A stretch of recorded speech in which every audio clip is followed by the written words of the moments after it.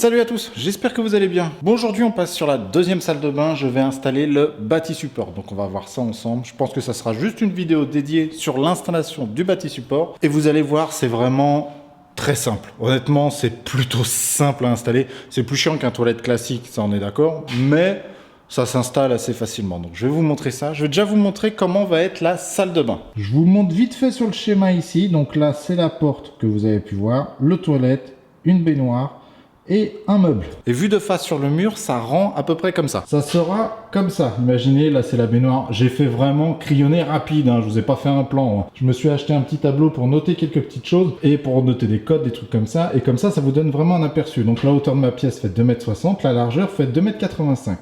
Donc là, je vais mettre le bâti support qui, lui, est dans la cloison. Donc tout ça, là c'est le toilette, là c'est la plaque de déclenchement, mais derrière, il y a tout le système. Ici, c'est la baignoire avec le robinet. Et là, c'est un mur complet. Pour ceux qui se demandent si je vais faire une niche ou pas dans ce mur-là, au niveau de la baignoire, je sais très bien que c'est esthétique et tout ça. Je l'ai déjà fait plusieurs fois, mais j'en veux pas. Là, en ce moment, je veux pas de niche dans la salle de bain. Déjà parce que j'ai toutes les VMC et tout ça qui passent dans la cloison. Donc je me laisse quand même le plus de place possible. Et j'en ai pas envie, tout simplement. Esthétiquement, là, je suis passé à autre chose. J'ai plus envie de voir de niche dans la salle de bain. Il y aura sûrement une petite étagère, un petit truc dans un angle au niveau de la baignoire. Enfin, il y aura de la déco, il y aura des trucs où on pourra poser les shampoings et tout. Mais c'est pas prévu dans cette salle de bain de faire une niche. Me posez pas la question, je sais très bien que certains d'entre vous ne voient que par la niche. Soit parce qu'ils n'en ont jamais eu, soit c'est quelque chose qu'ils trouvent super et tout ça, et que je comprends aussi. J'en ai fait, madame dans les niches, dans la douche et tout ça, elle adore ça. J'en ai fait plein dans ma maison précédente. Mais j'ai envie de passer à autre chose. Voilà, tout simplement, je vous donne ma réponse tout de suite. J'ai envie de passer à autre chose et non, il n'y aura pas de niche dans cette salle de bain. Alors maintenant, passons aux cotes du toilette et de la baignoire. Je vous montre ça. Alors là, faut imaginer que là, c'est le toilette et là, c'est le bord de la baignoire. Donc je me suis laissé 1,5 m vraiment entre le bord de la baignoire et le bord du mur. Donc le toilette, lui, est pile à 52,5 à l'axe, c'est mon toilette. Et après, c'est la baignoire. La baignoire fera 170 de large, si je ne me trompe pas. Donc, ça me laisse quand même pas mal de place. Et en plus, vous savez, c'est une baignoire semi-îlot. Donc, elle est juste collée contre le mur. Il y a juste le robinet de douche. Et c'est fini. C'est pour ça que je vous dis vraiment, dès que j'ai fini ça, j'ai plus grand-chose à installer. J'arriverai, je mettrai la cuvette, la plaque de déclenchement, la baignoire, je la pose dessus, je mets le robinet. Et la salle de bain est terminé. Je vais vraiment au plus simple. Bon, allez, maintenant parlons un peu du bâti support. Donc j'ai pris un Gibérit. Si vous voulez la référence, c'est pas compliqué, c'est le Duofix Sigma. C'est le truc standard qui est partout. Mais voilà, si vous devez installer un bâti support, pour moi, je parle vraiment pour moi, c'est en connaissance de cause parce que j'en ai installé beaucoup. C'est pour moi, je ne changerai pas. Je mettrai que du Gibérit pour l'instant. Après, voilà, il n'y a que les cons qui ne changent pas d'avis comme on dit. À l'heure d'aujourd'hui, j'ai pas trouvé mieux comme bâti support que les Gibérit. Tout simplement, je vous le dis clairement, c'est pas forcément, voilà, c'est en ferraille, tous les autres, je crois qu'il y a Grohe qui en fait, il y a plusieurs marques qui font des bâtis supports, c'est pas trop le problème. Mais c'est le service après-vente qui, pour moi, est très important. C'est vous pouvez retrouver les pièces très facilement, il n'y a pas de... Vous n'aurez pas de problème, c'est ça que je veux dire. Pour retrouver une pièce, ça se retrouve très facilement parce qu'il y en a tellement, c'est tellement connu, entre guillemets, et ils en ont vendu des tonnes et des tonnes que ça se trouve partout et les pièces on les trouve partout. C'est pour ça que je vous conseille plus, voilà, d'installer un Gibérit qu'un Grohe ou autre chose qui coûte peut-être un petit peu moins cher, voire quasiment le même prix, et vous n'êtes pas sûr d'avoir encore toutes les pièces dans 10 ans, 15 ans. Vous n'êtes pas sûr d'avoir les pièces, alors que ça, honnêtement, j'en ai déjà vu des très vieux et j'ai encore les pièces. Il n'y a pas de souci sur ça. Voilà pour moi le gros point fort de cette marque-là, c'est qu'on a les pièces pendant très longtemps.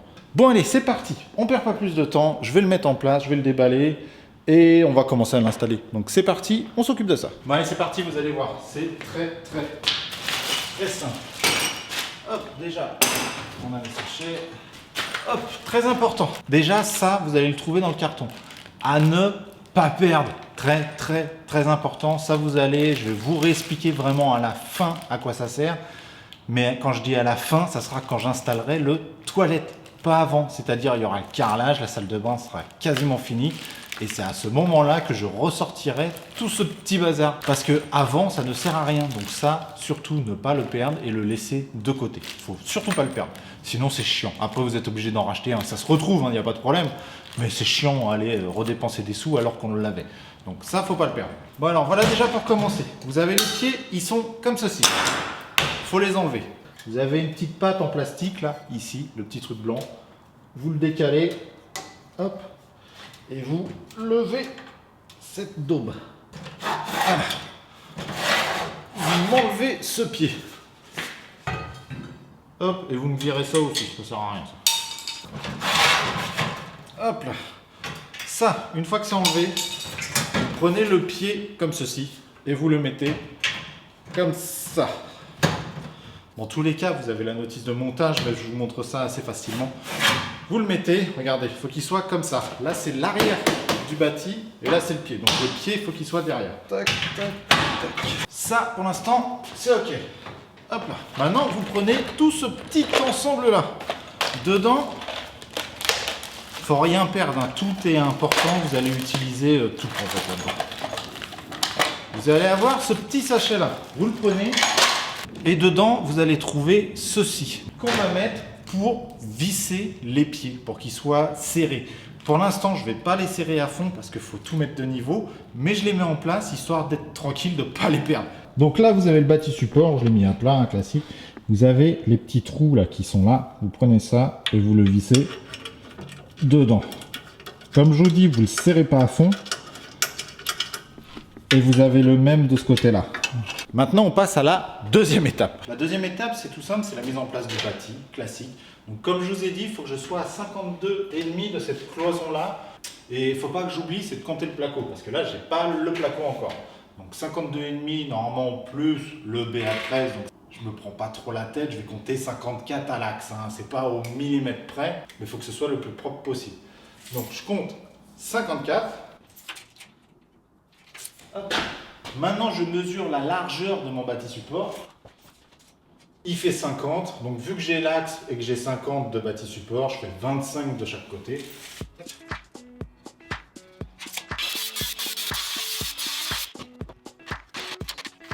Bon, j'ai enlevé le petit morceau de rail qui me gênait. Ça dépend si vous avez des rails ou pas.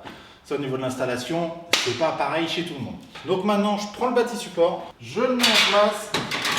Pour l'instant, je vous le dis clairement, on s'en fiche qu'il soit pas exactement droit. Vous le mettez à peu près droit. Là, moi, je le vois, il a un peu de travers. Je vais le mettre à peu près droit pour être au plus près. Mais après, on réglera la hauteur. Il faut déjà installer les pieds et après, on s'occupe tout simplement de le régler. C'est pour ça que je vous dis, il faut mettre les boulons.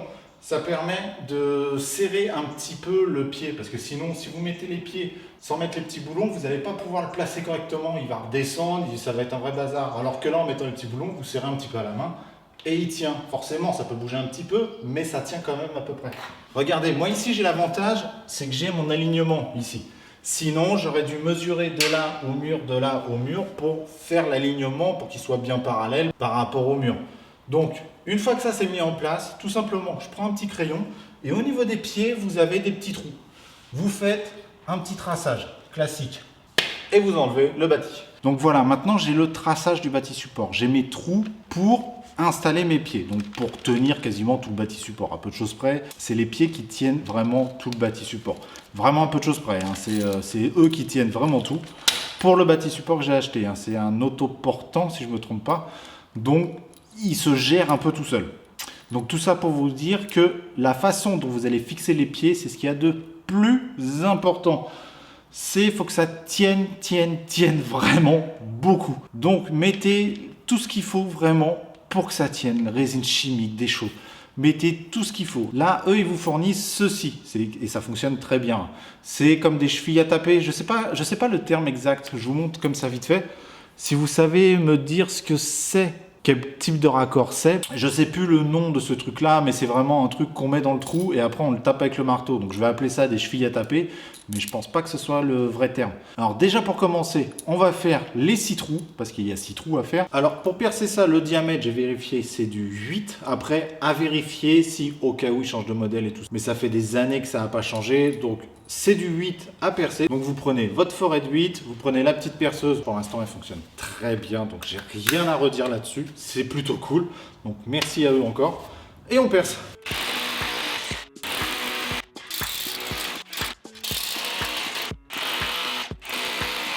Bon, maintenant, une fois que ça c'est fait, dans la logique des choses, il aurait fallu que j'aspire un petit peu dans le trou. Vous savez, il y a toujours de la poussière qui tombe dedans. Mais j'ai pas d'aspirateur pour l'instant. Donc tant pis, c'est pas très grave non plus. Le truc, c'est que je vais vérifier à savoir si j'ai assez percé. Parce que si vous n'avez pas assez percé, c'est plus chiant. Et comme ça, regardez, pour savoir si on a fait le trou assez profond, entre guillemets, ça, je le mets dans le trou. Il faut que ça rentre jusqu'au filetage qui est juste là. Une fois que c'est au bord du filetage, mon trou est assez profond et je ne serai pas embêté. Voilà, je fais ça comme ça, c'est ce qu'il y a de plus simple. Sinon, vous pouvez très bien utiliser un tournevis avec votre doigt, mesurer et ainsi de suite. Mais voilà, le truc, c'est qu'il faut vraiment vérifier avant de les mettre en place. Parce que si vous les mettez, vous tapez dessus et qu'en fin de compte, c'est pas assez profond, eh ben c'est chiant. Tout simplement, c'est chiant. Faut essayer de les enlever ou alors faut rajouter des boulons. Enfin, c'est chiant. Essayez de faire ça le plus proprement, ça prend 2 minutes. Vous vérifiez tout ça et comme ça, vous êtes tranquille. Bon, par contre, là, j'ai regardé, je suis pas assez profond sur certains trucs, donc je vais revérifier partout. Un petit coup de balai histoire que ce soit propre et on remet le bâti en place. Bon, avant de le mettre en place, je le relève au maximum.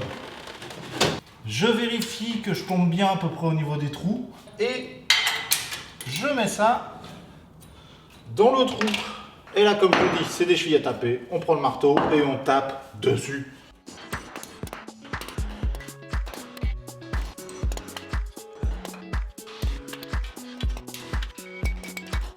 Une fois ça terminé, vous serrez les écrous au maximum que vous pouvez. Évitez de tout péter, mais en soi, serrez ça le maximum. Le truc le mieux, c'est qu'il faudrait une clé plate, quelque chose. J'ai qu'une pince, bon, je vais le serrer à la pince, c'est un peu plus chiant.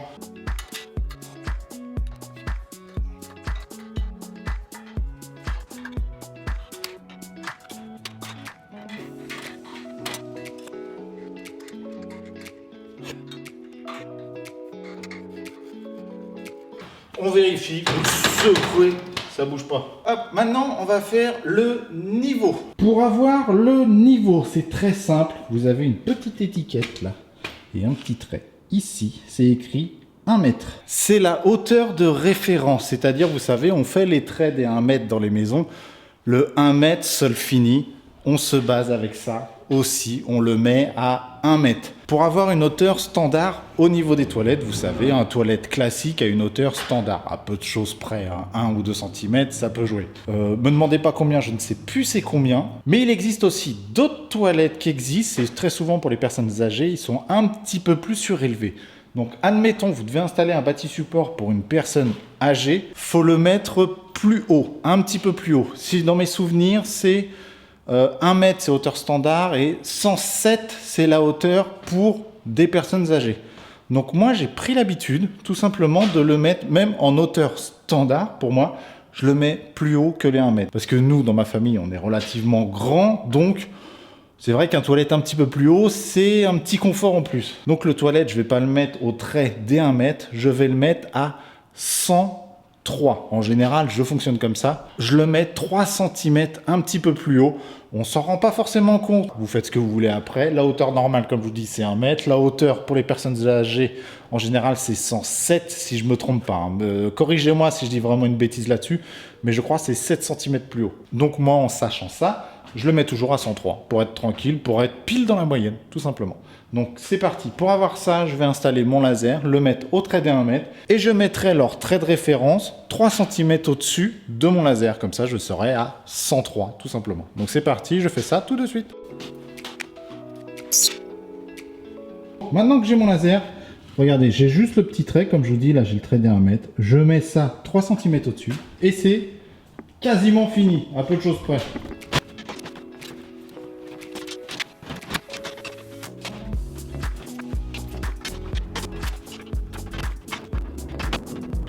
Bon bah ça c'est fait. Mon niveau, comme ceci, Et ok, ça, il n'y a pas de souci. Maintenant, il va falloir que je fasse le niveau comme ceci, qui là, je pense, n'est pas forcément bon. Regardez la petite bubule, elle n'est pas bonne. Bon alors, pour la suite de l'installation, vous avez vu, mon niveau comme ça n'est pas bon. Je suis trop rentré à l'intérieur, donc il faut que je le repousse pour qu'il soit vraiment de niveau. Pour ça, on utilise ceci. Ça, il faut aller reprendre dans le sachet tout simplement. Vous avez ceci et ceci. Ça rentre là-dedans. Et ça vous permet d'avoir un écartement, de jouer avec ça. Tout simplement de le repousser ou de le re-rentrer. Tout dépend de votre sol. Donc moi, il est un petit peu comme ça. Donc il va falloir que je le repousse. Et après ça, tout sera fini. Le seul problème que moi j'ai à l'heure d'aujourd'hui, c'est que mon toilette est trop écartée du mur. Ça, c'est donné pour une certaine distance. Donc il me manque de la distance. Donc moi, je ne vais pas utiliser ça. J'ai été acheter tout simplement une tige filetée. J'ai pris une tige filetée de 10 parce que le diamètre de la tige filetée qui était avec, c'était du 10. Donc une tige filetée, je vais quand même utiliser ceci. Ça rentre dedans, ça, il n'y a pas de souci. Ça me permettra de bloquer et de régler correctement. Et j'ai pris des petits écrous tout simplement pour pouvoir le fixer après sur le toilette. Ça, c'est simplement la méthode. Si vous êtes trop écarté du mur, vous utilisez ma façon, ça fonctionne très bien. Avant, de toute façon, il n'y avait pas ce petit machin-là avant. Ça, il n'y avait pas. Il y a quelques années, il n'y avait pas du tout. Donc, on utilisait forcément une tige filetée. Deux petits écrous de chaque côté, boum boum, ça sert et c'est fini. Donc maintenant, le principe, je vais vous montrer. Donc comme je vous dis, le principe est assez simple. Ça, il faut le fixer au mur. Donc on va le fixer comme ceci.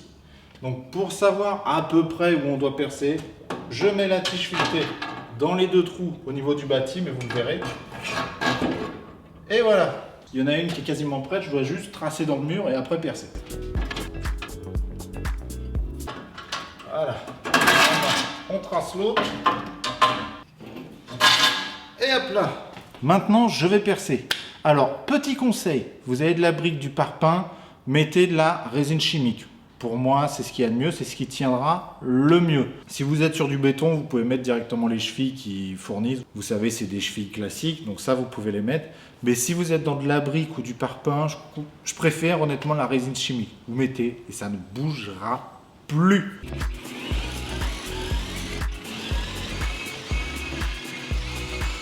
Pour ceux qui n'ont jamais installé de scellement chimique, vous savez, c'est avec le tamis comme ça. Un produit, un tamis.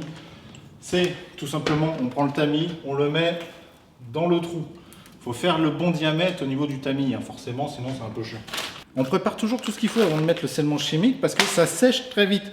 Donc là, moi, c'est un truc, c'est une sous-marque, hein, c'est une marque classique.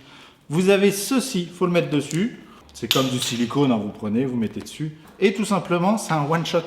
C'est vous allez l'utiliser entièrement et après c'est poubelle. Donc utilisez tout. Ça sert à rien de vous dire ah tiens j'en ai mis assez. Mettez tout. Vous faites quelques petits coups sur chaque. Vous imaginez vous faites la moitié et l'autre moitié dans l'autre trou et c'est fini. Voilà. Faites ça parce qu'après de manière c'est à la poubelle hein, tout ça. Donc déjà regardez. Vous allez voir ça se mélange dedans un petit peu. Donc moi pour commencer j'enlève toujours un petit départ. Je l'enlève toujours. Et maintenant je le mets en place. On rentre dedans, à fond, et on appuie. Une fois que ça s'est mis en place, j'ai des petits capuchons, je les ferme, tac, et je mets les chevilles, enfin les tiges filetées, toujours. Je les mets à fond, je nettoie tout ce qui peut déborder, histoire que ce soit le plus propre possible, et je laisse sécher. Vous laissez sécher. C'est très rapide. Hein. Sur celle-là, ce modèle-là, je ne sais pas trop c'est combien de temps. Bon, c'est pas noté sur la notice dans combien de temps ça sèche, mais je vous dis, c'est très rapide. C'est en quelques minutes. Mais bon, moi, je ne vais pas attendre sans rien faire. Hein. Je vais mesurer tout simplement la tige filetée que je dois mettre ici. Donc, je mesure ça, je la coupe, je les prépare.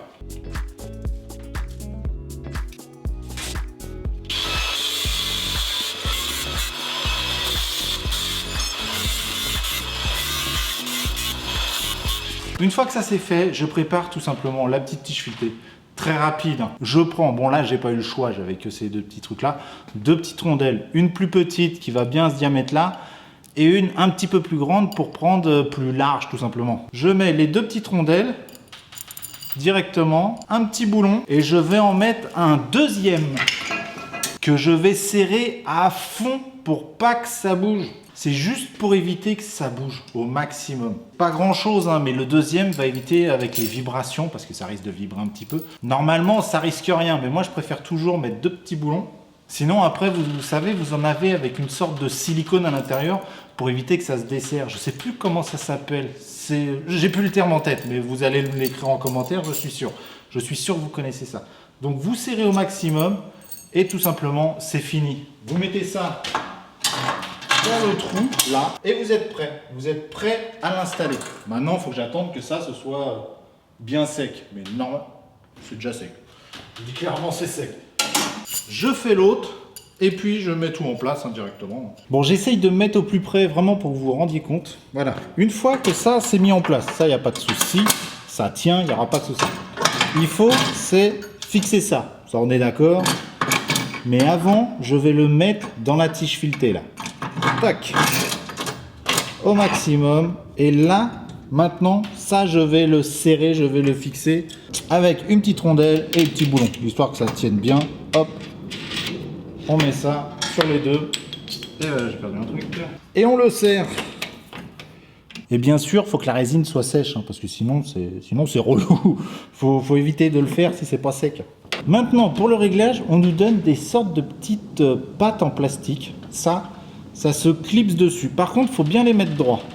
Si vous sentez que ça force, quand vous le mettez, ça va forcer. Par contre, si ça force quand vous vissez, il ne faut pas que ça force. Donc ça, hop, on en met une ici pour bien serrer cette partie-là. Donc ça ne bougera plus. Pareil de l'autre côté. Et c'est pareil pour ici. On en met 2. On fait que ça, regardez, j'arrive à le bouger. Donc ça, maintenant, on le met de niveau. On va serrer ça, histoire de pouvoir le régler correctement. Et après, ici, si vous regardez, j'ai une sorte de petite patte. Je viens le clipser et ça vient serrer tout simplement la tige filetée. Et après, c'est terminé. Vous allez voir, c'est vraiment très simple. Bon, déjà, moi, l'avantage que j'ai, c'est que j'ai mon mur, j'ai mes rails de mur qui vont me donner déjà mon niveau. Donc, je vais faire du à peu près et après, je vais affiner.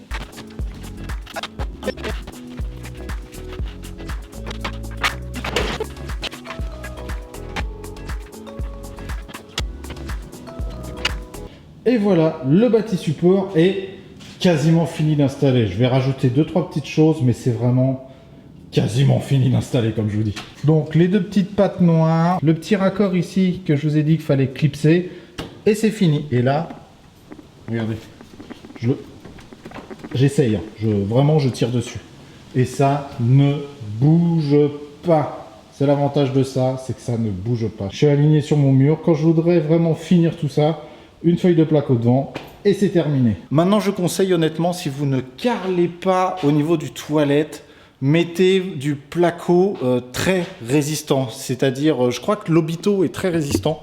Si je ne me trompe pas, dites-moi si je dis des bêtises, mais de l'Obito, je crois que c'est très résistant. Ou alors, vous mettez 2 feuilles de placo BA13. Ça évite que quand vous allez vous asseoir sur votre toilette, que ça s'enfonce dans le placo et que ça casse tout simplement, que ça s'abîme dans le temps. Si vous mettez de la faïence quand même assez épaisse, vous risquez rien, il n'y aura pas de souci. Mais voilà, je préfère prévenir quand même. Mettez le mieux une feuille d'Obito ou alors 2 feuilles de BA13 et comme ça vous êtes tranquille. Moi je vais mettre de la faïence, il n'y aura pas de souci. Mais voilà, je préfère quand même vous prévenir. Quand vous plaquez, mettez quelque chose de solide. Bon bah je termine de mettre tous les petits raccords rapidement. Alors ça, c'est pour les évacuations. Ça, ce modèle-là, c'est quand vous voulez partir avec un PVC, vous savez, droit dans le mur et que ça part, admettons, dans une autre pièce derrière ou autre chose. Là, c'est un coudé, donc moi, il me faut le coudé parce que je vais partir directement vers la gauche. Ils vous fournissent 2 petits raccords qu'il faut clipser juste là. Tac. Ça vient et vous clipsez. Vous prenez ça, vous le mettez en place et vous avez un autre petit raccord. On vient le clipser. C'est tout un petit bazar, mais vous allez voir, ça se fait assez... Bien sûr, si j'y arrive, voilà, ça se fait assez facilement. Donc ça, le PVC, je suis prêt à partir vers là-bas. Ça, ce petit robinet-là, ça se met pour l'alimentation générale. Vous allez brancher votre tuyau, votre cuivre ou autre chose va arriver et se brancher de ce côté-là pour alimenter le bâti support. Donc je vous montre, ça se met par derrière. Vous avez un trou là, juste derrière, je ne peux pas vous le montrer, c'est un peu coincé. Mais juste derrière ça, vous avez un trou, vous mettez ça, vous enlevez la petite plaque devant et vous avez une sorte de petite patte en plastique pour visser. Hein. Vous mettez ça là-dedans. Bien sûr, vous la perdez pas dans le réservoir, hein, sinon c'est chiant à récupérer. C'est faisable, mais c'est chiant. Je remets ça, tac, tac, tac. Ici, vous avez un petit truc en plastique. Voilà, ça saute, il n'y a pas de souci.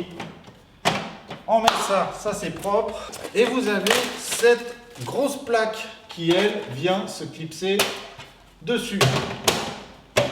Et ça, c'est bon. Maintenant que je vous montre, ici, vous avez des petits trous de tiges filetées. Vous en avez 4. Et ils vous fournissent 2 tiges filetées. Ça, c'est pour accrocher le toilette. Donc, en attendant, vous allez les mettre en place. Mais après, bien sûr, vous allez les renlever. Donc, pour l'instant, on les met en place. Il faut les mettre côté le plus à l'intérieur, pas à l'extérieur. Je vous avoue, sur l'extérieur, je ne sais pas trop à quoi ça sert. J'ai jamais eu le cas où les toilettes allaient sur le pas de vis à l'extérieur. J'ai toujours mis ça à l'intérieur et ça allait sur tous les toilettes. Donc je pense que ça doit servir pour autre chose, mais je sais pas quoi. On met ça en place, hop, et on met le petit cache pour éviter de les abîmer. Et pour éviter de se faire mal aussi quand on passe. Hop là, ça c'est bon, ça c'est bon. Ça sert à boucher les évacuations et cette partie-là pour éviter de mettre du plâtre, d'abîmer, les choses comme ça. Donc vous les mettez en place histoire de ne pas abîmer. Ça sert aussi de bouchon, c'est quand vous avez branché l'évacuation, vous êtes en direct à l'égout. Donc vous mettez ça et ça évite d'avoir toutes les mauvaises odeurs. Et bien sûr, après, ça permet à la fin, vous le laissez toujours en place, ça, et vous l'enlevez vraiment à la fin. Vous allez faire votre carrelage, vous allez faire tout ça autour. Vous laissez tous les plastiques, vous les laissez tout le temps. Quand vous mettez votre placo et tout ça, si vous voulez, pour que ce soit plus simple, vous les enlevez, mais vous les remettez. Comme ça, après, vous êtes tranquille. Et c'est à peu près tout. Et après, vous avez la plaque de déclenchement. Là, c'est une blanche classique qui est fournie avec. Mais celle-là, on la met de côté avec, vous savez, les petits raccords de PVC que je vous ai dit de mettre de côté. Ça, c'est vraiment à la fin. C'est toujours à la fin. Donc voilà, votre toilette est installée. Après, bien sûr, il faudra faire le ferraillage autour et tout ça pour pouvoir mettre les plaques de placo et tout. Donc c'est parti, c'est fini, on a installé le bâti support, il n'y a plus rien à faire. À part bien sûr le brancher en eau et mettre l'évacuation. Ça, sur ça, on est tout à fait d'accord. Mais le reste, tout est fini, il tient, regardez, ça ne bouge pas et ça ne bougera pas. Maintenant que le bâti support est installé, je peux faire mon entourage en ferraille. Alors pour ça, ils vous fournissent des petites vis comme ça, des vis auto-perforantes que vous vissez, tac. Vous avez le rail qui est ici, vous vissez ça sur le côté, ça permet de tenir le rail. C'est beaucoup plus simple, ça perce bien. Parce que le bâti support, lui, est assez épais. Donc, c'est mieux de mettre ça. Les petits raccords comme ça, vous mettez ça. Et après, c'est fini. Et après, après c'est l'entourage, c'est la décoration, c'est tout ça. C'est la plomberie, les évacuations. Mais après, c'est terminé. Enfin voilà, j'espère en tout cas que cette petite vidéo vous aura plu, qu'elle vous aura instruit, on va dire ça comme ça. Et vraiment, si ça vous a plu, n'hésitez pas à vous abonner, un petit pouce bleu, ça ferait super plaisir. Et moi, je vous dis à la prochaine vidéo. Et comme d'habitude, prenez soin de vous. Ciao!